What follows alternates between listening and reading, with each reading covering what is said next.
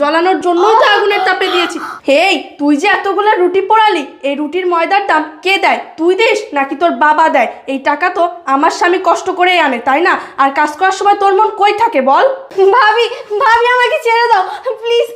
আমি বুঝতে পারিনি যে এতগুলো রুটি পড়ে যাবে।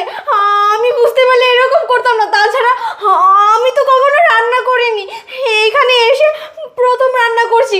তাছাড়া আমি তো এখানে আসছি পড়াশোনার জন্য। ভাইয়া আমাকে বলেছে এখানে শুধু পড়াশোনাই করতে, কোনো কাজ করতে না। তারপরেও তোমরা আমাকে দিয়ে কেন কাজ করো? ভাবি বাসার সমস্ত কাজ আমার করতে হয়, পড়াশোনা করতেই পারি না। আর আমি যদি পড়াশোনা না করি তাহলে আমার ফিউচারে কি হবে? ভাবি আমাকে ছেড়ে দাও।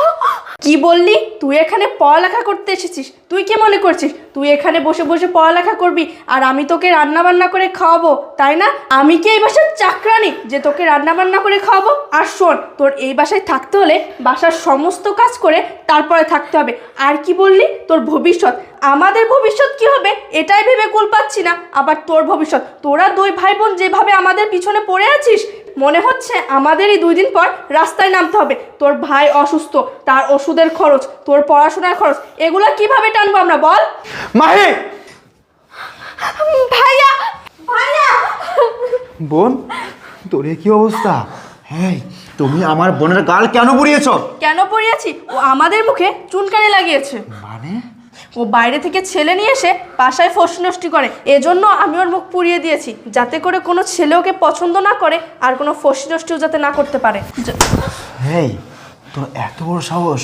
তুই কত সুস্থ স্বাভাবিকভাবে বলে দিচ্ছিস আমার বোন বাসায় ছেলে নিয়ে এসে নষ্টামি করে, এই জন্য তুই আমার বোনের মুখ পুড়ে দিয়েছিস। এই, কি ভেবেছিস আমি কিছুই জানি না? আমি সব কিছু জানি। আমি এতক্ষণ দরজায় দাঁড়িয়ে দাঁড়িয়ে আমি তোর সব কাণ্ডকীর্তি নিজের চোখে দেখেছি। এই, তোর এত বড় সাহস হয় কী করে? তুই আমার বোনের মুখ পুড়ে দিয়েছিস। কেন দিয়েছিস? কারণ আমার বোন সামান্য কয়েকটা রুটি পুড়ে ফেলেছে বলে, তাই না? এই, আমার বোনকে আমি এই বাসায় কি কাজ করার জন্য এনেছি? শুধু তাই না, তুই আমার বোনকে দিয়ে এই বাসার সমস্ত কাজ করাস। এই, তোর সাহস দেখে আমি অবাক হয়ে যাচ্ছি। এই বাড়িতে কি কাজের লোকের অভাব? তুই আমার বোনকে দিয়ে কেন কাজ করাস? আমার বোন তো এই বাড়িতে কাজ করার জন্য আসেনি। আমার বোন এই বাড়িতে এসেছে লেখাপড়া করার জন্য। তুই কি জানতি না এই পৃথিবীতে আমার বোনটা ছাড়া আমার আর কেউ নেই? আমি আমার এই বোনটাকে কতটা ভালোবাসি তুই জানিস না? আমি আমার বোনকে আমার জীবনের থেকে বেশি ভালোবাসি। আর আজকে তুই আমার সে কলজায় হাত দিয়েছিস, তুই আমার বোনের গাল পুড়ে দিয়েছিস। এই গাল পুরোনো যে কতটা যন্ত্রণা, কতটা বেদনা, সেটা আজকে আমি তোকে হাড়ে হাড়ে বোঝাবো। এখন আমি তোকে আমার বোনের মতো গাল পুড়ে দিব। চল না আশিক, আশিক, আশিক, আশিক না, আশিক না, আমার মুখ পুড়ে যাচ্ছে। আশিক, আশিক না, আমার মুখ পুড়ে যাচ্ছে। আশিক, আশিক, আশিক, আমার না, আশিক, আমার মুখ পুড়ে যাচ্ছে, আমার মুখ জ্বলে যাচ্ছে। এই দেখেছিস গাল পুরোনো কতটা যন্ত্রণা, কতটা বেদনা? তুই আমার বোনকে এইভাবে মানুষের মতো তার গালটা পুড়ে দিয়েছিস। এই, তুই আমার বোনের গালটা পুড়িয়েছিস আর সাথে আমাকে কি বললি?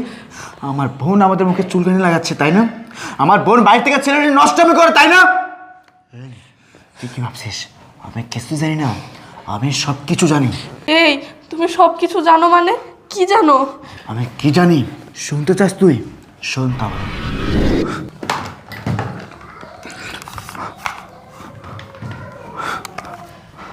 হ্যালো ভাইয়া। হ্যাঁ বল। ভাইয়া তুমি কি ব্যস্ত? তোমার সাথে আমার কিছু কথা ছিল। না রে পাগল, ব্যস্ত না, কি বলবি বল। ভাইয়া তুমি তো জানোই আমার 2টা পা অচল, আমি চলতে ফিরতে পারি না। আমি মনে হয় তোমাদের বাসায় বোঝা হয়ে গেছি, তাই না ভাইয়া? শ্রাবণ, তুই এসব কি কথা বলছিস? তুই কি পাগল হয়ে গেছিস? তুই আমার ভাই, তুই আমার বাড়িতে থাকবি না কোথায় থাকবি? তুই আমার কাছে বোঝা কেন হবি বল? ভাইয়া আসলে তুমি তো আমাকে অনেক ভালোবাসো। আসলে আমি এখানে থাকি, আমি কোনো কাজকর্ম করতে পারি না। আমার মনে হয় ভাবির অনেক কষ্ট হয়ে গেছে, এর জন্য ভাবি আমারে 2 বেলা, ও 2 বেলায় 1 বেলায় ওষুধ দেয় না, এমনকি আমার খাইতেও দেয় না। আমি নয় ভাই, আমার কথা বাদ দিলাম, আমি অসুস্থ মানুষ, কিন্তু ওইদিকে আমাদের ছোটো বোন ইপ্তি, ওর তো সামনে পরীক্ষা, তুমি জানোই ভাইয়া, ওরও তো পড়ালেখা করা দরকার। কিন্তু ভাবি ভাবি সেই সময়টা ওরে দেয় না, সারাদিন বাড়ির কাজ করায়, এমনকি আজকে রুটি বানাইতে দিছে, সেই রুটিটা পর্যন্ত ও বেলতে পারে নাই বলা, ও ভাজতে পারে নাই বলা, ওরে যা ইচ্ছা তাই বলে বকা দিতেছে, ওর গায়ে হাত তুলতেছে। শ্রাবণ, তুই এসব কি বলতেছিস? হ্যাঁ তুই ভাইয়া, যা যা বলছিস সব কি সত্যি ভাই? হ্যাঁ ভাইয়া সত্যি। ভাইয়া এখনো ইফতি চিৎকার চেঁচামেচি করতেছে পাশের দিকে, আমি সহ্য করতে না পাইরা তোমারে কল দিছি ভাইয়া। আচ্ছা তুই কোনো চিন্তা করিস না, আমি এক্ষুনি বাসায় আসছি। তুই নিশ্চিন্তায় তুই তো রুমে থাক, তারপর বাকিটা আমি বাসায় এসে সবকিছু দেখছি। আচ্ছা ভাইয়া তুমি তাড়াতাড়ি আসো। হ্যাঁ আচ্ছা ঠিক আছে। শুনলি, আমার ভাবতে অবাক লাগছে, আমি তোর মতো কালো লাগানিকে নিয়ে এতটা বছর আমি সংসার করে গেছি, সে কি না আমার প্যারালাইসিস ভাইটাকে পর্যন্ত ছাড় দেয়নি, তার সাথে অন্যায় অত্যাচার করতে একটাবার তো বিবেকে বাঁধলো না। এই তুই এমন জঘন্য কাজ কীভাবে করতে পারলি? আমার ভাই আমার বোনের সাথে দিনের পর দিন অন্যায় অত্যাচার করতে। এই তুই কি জানতি না আমার ভাইটা প্যারালাইসিস, তাকে সময় মতো ওষুধ খাওয়াতে হয়, সময় মতো তার যত্ন নিতে হয়। আমি তোকে কেন বিয়ে করেছিলাম? আমি তোকে বিয়ে করেছিলাম এই জন্যই যে আমার এই ভাই আর আমার এই বোন ছাড়া আমার এই পৃথিবীতে কেউ নেই। আমার বোনটা লেখাপড়া করার জন্য আমার বাড়িতে আসছে, আমার সেই বোনটাকে তুই অন্যায় অত্যাচার করছিস। আমার যে ভাইটা বিছানা থেকে উঠতে পারে না, আমার সেই ভাইটাকে তুই ছাড় দিসনি। আমার সেই ভাইটার সাথে তুই অন্যায় অত্যাচার করে যাচ্ছিস, তাকে ঠিকমতো ওষুধ খাওয়াস না, তাকে তুই ঠিকমতো যত্ন নিস না। এই আমার এই ভাই বোন আবার কলিজা, তাদের কিছু হয়ে গেলে আমি কখনো ঠিক থাকতে পারবো না। ভাই তুই আজকে যে কাজটা করেছিস এটা মোটেও ঠিক করিসনি, বিশ্বাস কর। এটা না আমি আর নিতে পারছি না, এই দিনটা আমি আর মেনে নিতে পারছি না, কারণ আমি কখনো আশা করিনি যে আমার ভালোবাসার মানুষ, আমার ভালোবাসার স্ত্রীর কাছ থেকে এমন একটা দিন আমাকে দেখতে হবে। শোন, তুই যা করেছিস তোর হয়ে তুই অনেক ভালো করেছিস, আমি আর তোর সাথে সংসার করতে চাই না, তোকে আমি আর আমার চোখের সামনে এক সেকেন্ডও দেখতে চাই না। তুই এখন এই মুহূর্তে আমার বাসা থেকে বের হয়ে যাবি, যা বলছি। আশিক না, আশিক আশিক। বোন, বোন আমার, তুই আমাকে ক্ষমা করে দিস বোন। আমি কখনো ভাবতেও পারিনি যে তোর বাবুই তোর সাথে এরকম খারাপ আচরণ করবে।